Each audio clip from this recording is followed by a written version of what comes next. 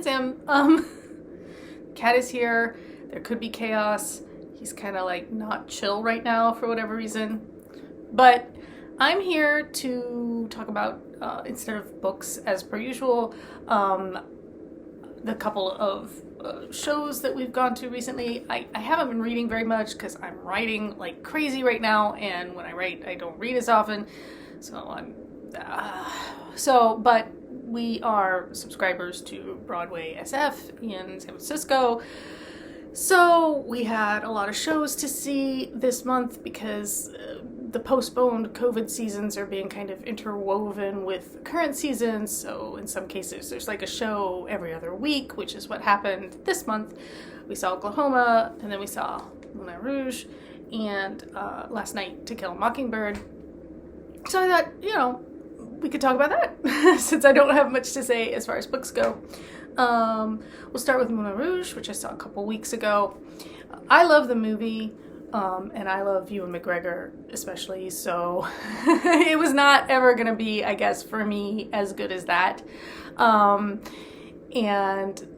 so, like, I really enjoyed the show, but I wouldn't say it was, like,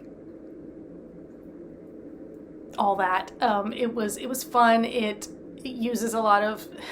I think anytime you've got something that's relying on a lot of pop music and recognizable songs, for me it was like uneven simply because like half the songs are songs I really enjoy and half the songs are songs I don't actually like that much.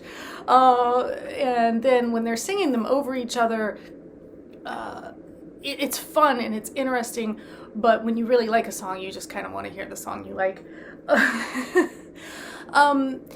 The sets, the costumes, fantastic. I felt, it's not a deep story. It's pretty, it's a pretty streamlined, there's not like a lot of layers to it, even in the film. Like, it's pretty, so there's not like a deep feeling involved. I will say, okay, so we did not get to see the lead actor for Christian. We saw the understudy, and everybody in this show can sing. Like, I mean, you assume they would have to be able to, but like, it was seriously impressive. The understudy, hang on, what was his name? So I've got a cat in my lap now, as you may see. So, Jack Cahill LeMay? I don't know. He did a really wonderful job with the singing. I didn't feel the chemistry between him and the actress playing Satine, which kind of means that since the whole story is predicated on them being like very much, instantly in love, to not feel that was a detriment to the story. I actually felt that Satine and the guy playing the Duke had a lot more chemistry.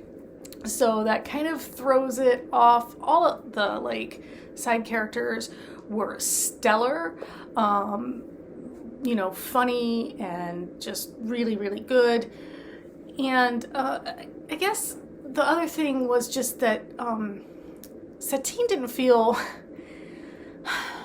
she's a tragic heroine, I suppose. And I didn't really feel the weight of the tragedy, because at the beginning of the show and at different points, she's almost playing this kind of cutesy Marilyn Monroe-esque, like, there was like some screwball comedy, which, yeah, the show, like, there are moments like that, especially when, he's in her boudoir and the Duke is coming and there's the misunderstanding about who he is. Like, if you've ever seen Down with Love, which is another Ewan McGregor movie, him and Renee Zellweger, it very much brought that to mind for me. So tonally, I just felt like it was really uneven because it's supposed to be this love story with this tragic ending, but like they were kind of leaning a lot into this this screwball stuff in a way, and and the screwball stuff worked really well, but then like the tonal shifts were really strange, and then I didn't buy the love, and I didn't really feel the tragedy, and so at the end of the day, it didn't, for me, live up to expectations. I enjoyed it. It's a good show. I recommend it. I just, if you're, cat wants out. If you're a fan of the movie, and like I said, maybe if we'd seen the lead actor, the chemistry would have been there. It might have been a little different, but it was good. It was worth seeing. I will say, and I guess I've also read that this happens on Broadway, people are treating it more like a concert. They're like singing along and clapping and hooting, and I find that obnoxious personally, but that's just me. When I go to see a show, I go to see the show and hear the show and not the people around me. And clearly I need to revisit my expectations because, okay, I'm gonna let the cat out and then we'll talk To Kill a Mockingbird. So let's talk To Kill a Mockingbird, which obviously not a musical. It's a play based on Harper Lee's novel. It's adapted by Aaron Sorkin. And if you are familiar with Aaron Sorkin's work and you went to see this play, you would probably guess it was adapted by Aaron Sorkin. The dialogue, a lot of it, and it's been a long time since I've read the book, but feels very much just lifted straight from the source material. So it's not that, but there's the way it's structured and the pacing feels very Sorkin-esque, which, not a bad thing. Obviously, Richard Thomas is fantastic as Atticus Finch. Okay, tangent time. So my only real touchstone for Richard Thomas as an actor is that he was in the It television miniseries back at when I was in middle school. It was my first time coming into contact with Stephen King's work, okay? And Richard Thomas plays the grown-up version of the guy who has the stutter, right? He slams his fists against the post and still insists he sees the ghosts. That guy? Okay, so every time I see Richard Thomas, that's my own one and only thought in my brain, the stutter guy. And he had a ponytail in that because I guess the 90s, was it the 90s? Long-haired guys. Remember all the rock stars with it? Anyway, I'm showing my age, but I went and I stole my dad's copy of It from his bookshelf and hid it in my school locker. And so It was the first Stephen King book I ever read. And, because of having seen this television miniseries, I was just so enthralled with it. I loved it. And so anyway, so, for me, it was exciting to see Richard Thomas on stage, in person. I get that his career is so much bigger than that role, what is that, 30 years ago now?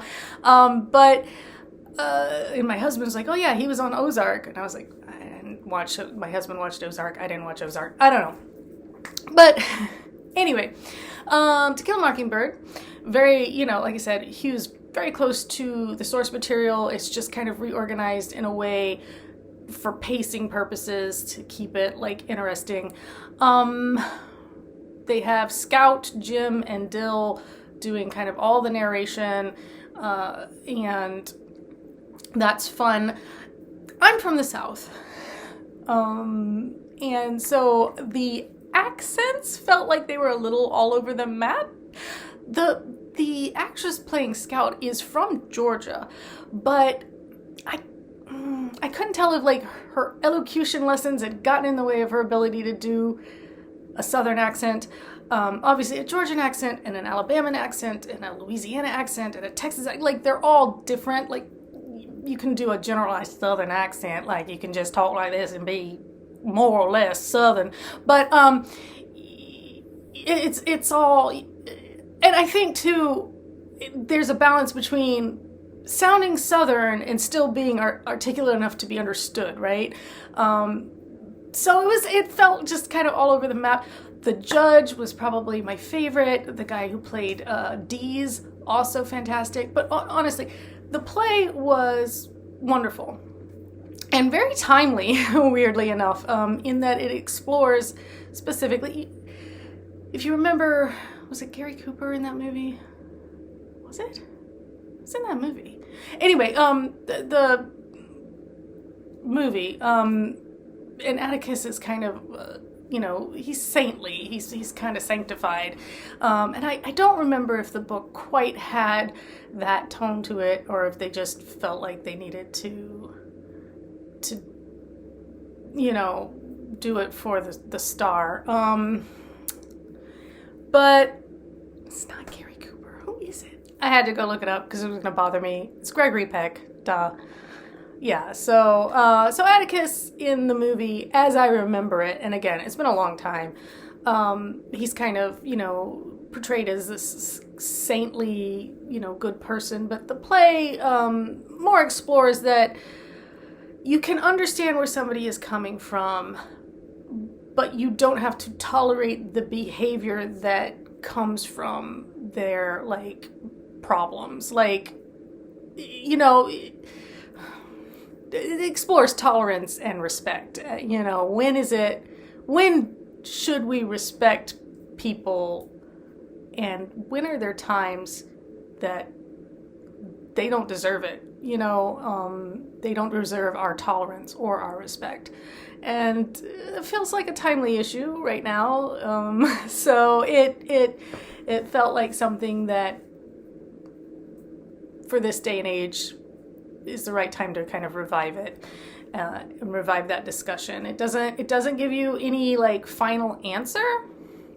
It doesn't say this is what you should think or this is what you should believe. It's just here are some points of view. Atticus is one way. Calpurnia has some thoughts.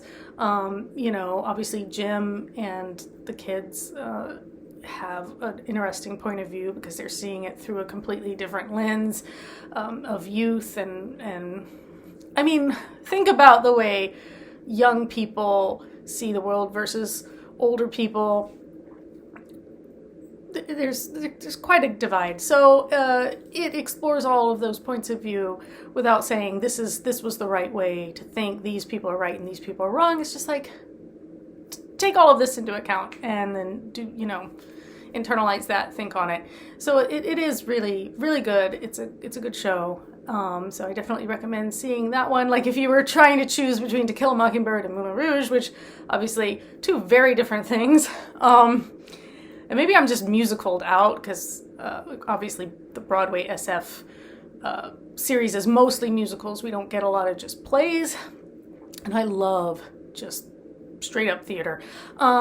So I would choose To Kill a Mockingbird of the two. But obviously your mileage may vary. Your preferences could be different from mine. I think next we have tickets to Jagged Little Pill. So that's coming up. I'm not going to see Beetlejuice. My husband's taking our middle child to that. So I won't be able to tell you anything about it. I don't like Beetlejuice. I don't like the movie. I have no interest in seeing the stage play. It's not my thing. So I think the next one I'm really excited about is 6, and that's next spring. But that's that. As for books, I have not made any progress on anything I'm reading because I'm mostly writing. I'm very close to finishing The Switchgrass Crown, which is out, I think December 1st is its pub date. I'm almost done also with the next Drew and Ray's story. That'll be up towards the end of November. Again, you can meet me next July in Savannah if you go to the LLS3, Literary Love Savannah 23. And there's the cat again. He can't decide. And I felt like I had one more thing to say. It's October, or very nearly. So now is the time to go read The Ghosts of Marshley Park if you haven't read it yet. It came out last October, so it's coming up on a year. You can read it for free on your Kindle if you have Kindle Unlimited.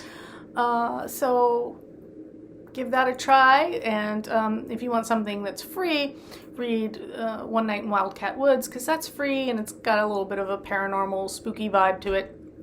If you're looking for some good fall reads, I recommend those. I also think The Fall and Rise of Peter Stoller is a good fall-winter book. It's good for curling up with a cup of tea. So that's one of my older ones. But so like I consider Brindy and Faeburn like springish stories. And the Switchgrass Crown, even though it's coming out in December, it's set in the summer. So it's kind of more of a spring-summer book in my mind. Although, I don't know, you could read it any time of year. I think that's one of those ones that's kind of... but definitely Ghosts of Marshley Park, Wildcat Woods, and Peter Stoller I consider fall-winter reads. And yeah, I think that's everything. Let me know if you feel like certain books have like seasonality to them.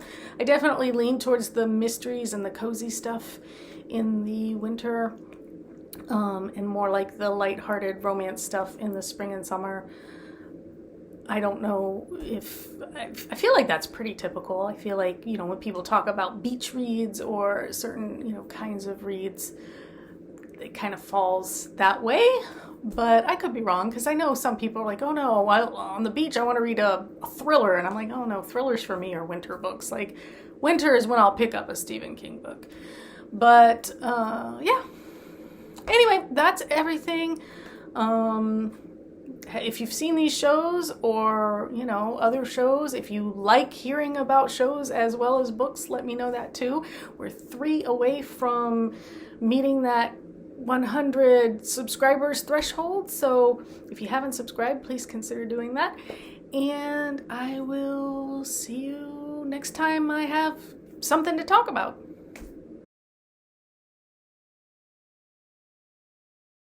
Oh my god, after all that, I forgot to do the whole thing. So, Moulin Rouge, at the end of the Moulin Rouge bit, I was segueing into how terrible going to shows is now. So, in To Kill a Mockingbird, multiple times, from multiple places in the theater, phones going off, chiming, ringing. I cannot believe how bad it has gotten in public spaces. Just people who have decided they don't need headphones. Other people can just listen to whatever it is they're watching or whatever music they want to play, and to hell with everybody. They don't turn off their goddamn phones in the theater after being told to turn off their phones.